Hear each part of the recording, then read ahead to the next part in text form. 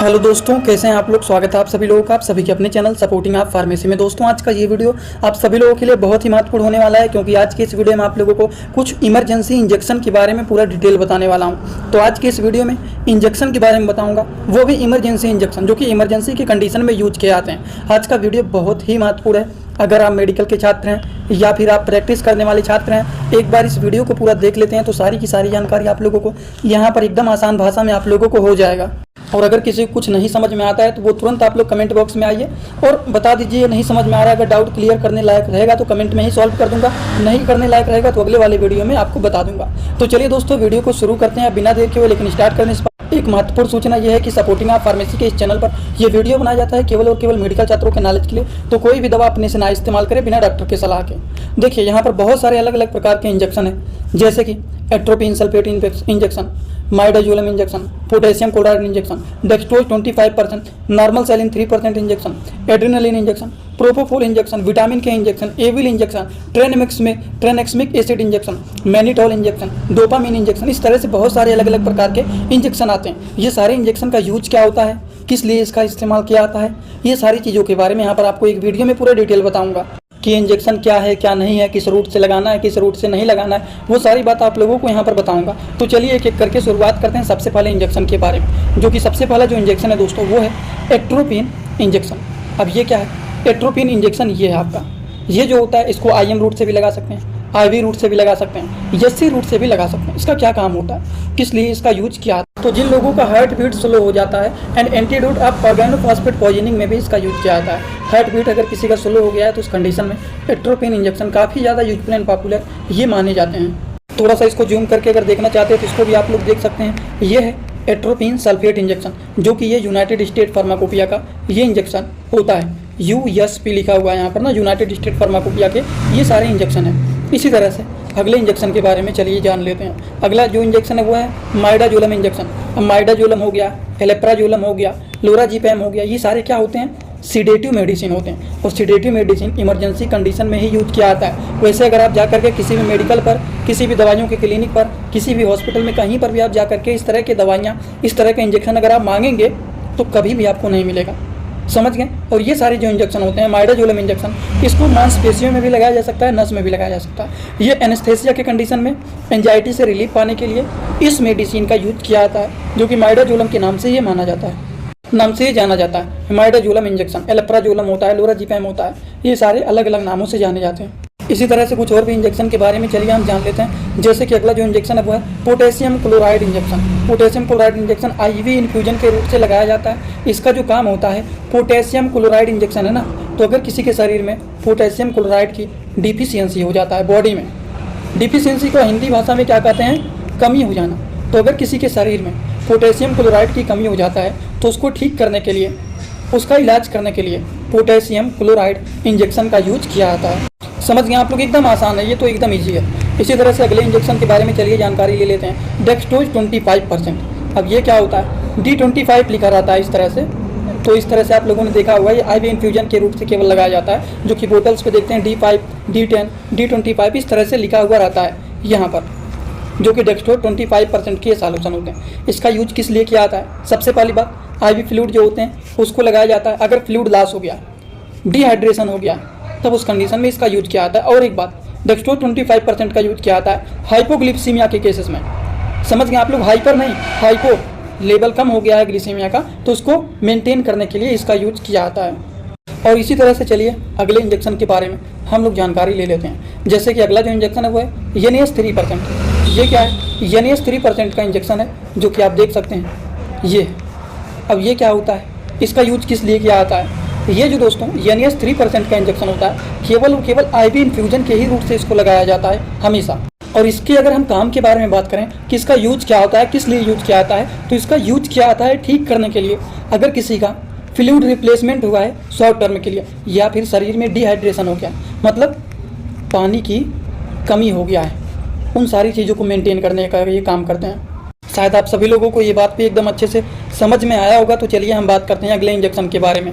अगला जो इंजेक्शन है दोस्तों वो एड्रेनालिन इंजेक्शन। ये क्या होता है, इसका यूज किस लिए किया जाता है, एड्रेनालिन इंजेक्शन डाइल्यूशन के बाद IM रूट से, SC रूट से, IV रूट से, कोई भी एक रूट से लगाया जाता है। ठीक, तीनों रूट से नहीं, कोई भी एक रूट से लगाया जाता है। यूज किस लिए किया जाता है? अगर किसी को सेवर एलर्जिक रिएक्शन, बहुत ज़्यादा एलर्जी हो गया या फिर कार्डियक अरेस्ट हो गया है, तब उस कंडीशन में यूज किया जाता है एड्रेनलिन इंजेक्शन, जो कि काफ़ी ज़्यादा यूजफुल एंड पॉपुलर ये इंजेक्शन माने जाते हैं। और जितने सारे इंजेक्शन के बारे में आपको यहाँ पर बता रहा हूँ, वो सारे इंजेक्शन हमेशा नहीं यूज किया जाते हैं, इमरजेंसी कंडीशन में ही इन सारे इंजेक्शन का यूज किया जाता है। अब सारे नहीं, according to the patient condition, अगर किसी को सेवर एलर्जिक रिएक्शन हुआ या फिर कार्डियक अरेस्ट हुआ है, तब एड्रेनलिन इंजेक्शन का यूज करते हैं। समझ गए? तो इस तरह से ये सारे इंजेक्शन का यूज किया था। दोस्तों इसी तरह से मैं आप सभी लोगों के लिए एक बुक बनाया हूं, जिस बुक का नाम है A to Z medicine book. ये दोस्तों जो बुक है ये टोटल 600 पेज का है, जिसमें आप लोगों को टोटल 46 चैप्टर मिल जाएंगे और साथ ही साथ आप लोगों को 46 वीडियो लेक्चर भी मिल जाएगा हर एक चैप्टर का। ये दोस्तों जो बुक है ये टोटल 499 रुपए का है। ये बुक आप लोगों को व्हाट्सएप पर PDF के फॉर्मेट में दिया जाता है। और अगर आप लोग इस बुक को लेना चाहते हैं, अगर आप मेडिकल के छात्र हैं, प्रैक्टिस करने वाले छात्र हैं, तो आप लोग इस वीडियो के कमेंट बॉक्स में जाना, आप लोगों को एक लिंक मिल जाएगा। जब आप उस लिंक पर क्लिक करेंगे तो डायरेक्ट आप व्हाट्सएप पर पहुंचेंगे, उसी नंबर पर पेमेंट करना है, वहीं पर आपको बुक और पूरे बुक का वीडियो लेक्चर मिल जाएगा। ये बुक PDF के फॉर्मेट में मिलेगा आप लोगों को। जो लोग लेना चाहते हैं जरूर इस बुक को परचेज करें, जिसमें हजारों प्रकार की दवाइयों का नॉलेज आपको मिल जाएगा। हम बात करते हैं अगले इंजेक्शन के बारे में, प्रोपोफोल इंजेक्शन। अब ये क्या है, इसका यूज किस लिए किए जाते हैं? सबसे पहली बात ये है, देखिए propofol injection, PROPOFOL, propofol injection. ये इंजेक्शन क्या होता है, किस लिए यूज किया जाता है, किस रूट से यूज किया जाता है, चलिए इसके बारे में भी जान लेते हैं। ये दोस्तों इंजेक्शन है प्रोपोफोल इंजेक्शन, जो कि केवल और केवल इंट्रावेनस सीनस में ही इसको लगाया जाता है। अगर हम बात करें किस लिए इसको लगाया जाता है, तो अगर किसी का सर्जरी चल रहा है या फिर कुछ मेडिकल का प्रोसीजर चल रहा है जिसमें पेशेंट को पेन बहुत ज़्यादा होगा, तो उस कंडीशन में जनरल एनेस्थेसिया के रूप में ये मेडिसिन का यूज किया जाता है, जिसका काम होता है it is use to treat put to sleep and keep at sleep during general anaesthesia for surgery medical procedure. जब तक मेडिकल प्रोसीजर चलेगा, तब तक वो पेशेंट नींद में रहेगा, सोया रहेगा, जिसकी वजह से उसको ज़्यादा पेन नहीं होगा, ज़्यादा दिक्कत नहीं होगा, इजली सारा काम हो जाएगा। इसीलिए इस तरह के इंजेक्शन का यूज किया जाता है। तो शायद आप लोगों को ये बात भी एकदम अच्छे से समझ में आ गया होगा। तो चलिए इसी तरह से हम बात करते हैं अगले इंजेक्शन के बारे में। अगला जो इंजेक्शन है वो है विटामिन के इंजेक्शन। ये क्या होता है, इसको मांसपेशियों में भी लगाया जा सकता है, इसको नस में भी लगाया जा सकता है, दोनों में से किसी भी रूट से लगा सकते हैं। इसका क्या होता है, इसका यूज मोस्टली रूप से तब किया जाता है जब किसी का ब्लड क्लॉटिंग का प्रॉब्लम रहता है, तो उस कंडीशन को ठीक करने के लिए विटामिन के इंजेक्शन का यूज किया जाता है। तो ब्लड क्लॉटिंग के प्रॉब्लम को ठीक करने के लिए विटामिन के इंजेक्शन का यूज किया जाता है, जो कि काफ़ी ज़्यादा यूजफुल एंड पॉपुलर ये इंजेक्शन माने जाते हैं। इसी तरह से अगले इंजेक्शन की बात करें तो एविल के टैबलेट भी आते हैं। एविल इंजेक्शन का काम क्या होता है, टैबलेट का काम क्या होता है? इंजेक्शन की बात करें तो IM IV दोनों में से कोई भी एक रूट से लगाया जाता है। एलर्जिक रिएक्शन, ये एक प्रकार के एंटी एलर्जिक मेडिसिन होते हैं, जो कि एलर्जिक रिएक्शन को ठीक करने में ये यूजफुल माने जाते हैं। अब एलर्जिक रिएक्शन में जैसे मान लीजिए किसी को इचिंग हो रहा है, किसी के त्वचा पर रेडनेस हो गया, या फिर कोई भी दवा रिएक्ट कर दिया है, उस कंडीशन में इस तरह की दवाइयों का यूज किया जाता है, जो कि ये एलर्जिक रिएक्शन को ठीक करने में यूजफुल माने जाते हैं। उसी तरह से हम बात करते हैं अगले मेडिसिन के बारे में। अगला जो है वो ट्रेनेक्समिक एसिड। ट्रेनेक्समिक एसिड इंजेक्शन का काम क्या होता है दोस्तों, ये केवल और केवल IV रूट से ही यूज किया जाता है। इसका काम क्या होता है, यूज टू ट्रीट या फिर कंट्रोल या फिर कह सकते हैं प्रिवेंट। कंट्रोल का मतलब होता है रोकना, प्रिवेंट का मतलब होता है निवारण करना, एक्सेसिव या फिर हैवी ब्लीडिंग। अगर किसी को बहुत ज़्यादा ब्लीडिंग हो रहा है तो उस चीज़ों को रोकने के लिए ट्रेनेक्समिक एसिड का यूज किया जाता है। ज़्यादातर डिलीवरी की कंडीशन में भी अगर ज़्यादा ब्लीडिंग हो रहा है तो उस ब्लीडिंग को कंट्रोल करने के लिए, या फिर एक्सीडेंटल केसेस है उसमें भी बहुत ज़्यादा ब्लीडिंग हो रहा है, उन सारी चीज़ों को रोकने के लिए ट्रेनेक्समिक एसिड इंजेक्शन का यूज किया जाता है। ठीक, तो शायद आप लोगों को ये भी समझ में आ गया होगा। तो चलिए हम बात करते हैं अगले इंजेक्शन के बारे में। अगला जो है मैनिटॉल सॉल्यूशन है। मैनिटॉल इंजेक्शन के बारे में बात करें, ये क्या होता है, केवल इसको नस में लगाया जाता है। किस लिए लगाया जाता है, रिड्यूस स्वेलिंग को कम करने के लिए, प्रेशर इनसाइड दी आई, आँखों के अंदर पेन होना, दर्द होना, प्रेशर लगना, या फिर ब्रेन के चारों तरफ स्वेलिंग होना, पेन होना, उसके बाद बहुत ज़्यादा प्रेशर रहना, उन सारी की सारी चीज़ों को ठीक करने के लिए मैनिटॉल इंजेक्शन का यूज किया जाता है। एंड नेक्स्ट एंड लास्ट जो इंजेक्शन है वो चलिए समझ लेते हैं, वो है डोपामिन इंजेक्शन। ये क्या है, ये देखिए डोपामाइन हाइड्रोक्लोराइड इंजेक्शन। ये भी आपका यूनाइटेड स्टेट फार्माकोपिया का इंजेक्शन है। क्या काम होता है, किस रूट से लगाया जाता है, किस लिए लगाया जाता है, चलिए जान लेते हैं। डोपामाइन इंजेक्शन ये एक ऐसा इंजेक्शन होता है जिसको केवल और केवल IV रूट से मतलब नस में लगाया जाता है। क्यों लगाया जाता है, अगर किसी को शौक है उसको ठीक करने के लिए, लो ब्लड प्रेशर है उसको ठीक करने के लिए, लो ब्लड प्रेशर के कारण अगर मान लीजिए हार्ट अटैक आ रहा है, उन सारी चीज़ों को ठीक करने के लिए, ट्रामा को ठीक करने के लिए यूज किए जाते हैं डोपामाइन इंजेक्शन, जो कि काफ़ी ज़्यादा यूजफुल एंड पॉपुलर ये इंजेक्शन माने जाते हैं।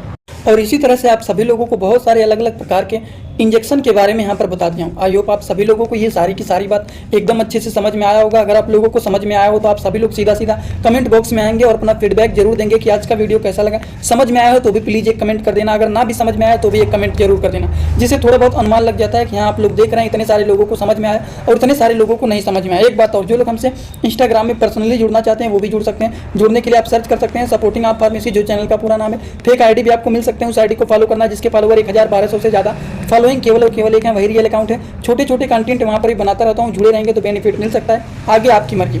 आज का वीडियो यहीं पर होता है दोस्तों complete. Thanks for watching video, like comment share and subscribe this channel.